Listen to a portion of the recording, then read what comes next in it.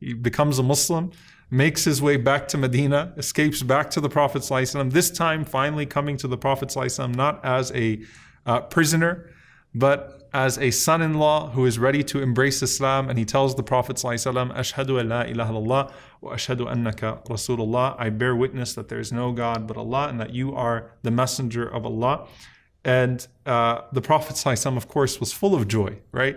You're talking about almost 2 decades of waiting for this moment, for this man to come back and to become Muslim, and to finally leave behind, the image or the illusion of these tribal alliances that held him back from the truth and held him back from his family. But now he's become Muslim. So what do you think the first thing he's going to ask for after he becomes Muslim is? He says, Ya Rasulullah, can I go back to Zaynab now? Do I get my wife back now? I mean, she has held herself, subhanAllah, for 6 years, waiting for Al-Aas to come back to her in some way. So the Prophet ﷺ was of course full of joy with this. He takes Al-Aas to Zaynab, and he says to Zaynab that he's come to me and he's asked if he can return to you.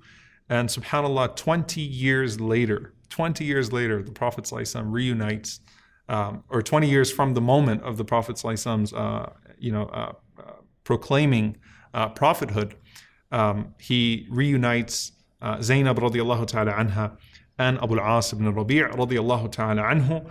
And there's a difference of opinion if it was on, the stronger one being if it was on his first nikah. So the Prophet ﷺ actually extended the validity once he became Muslim, despite the lapse that had taken time then.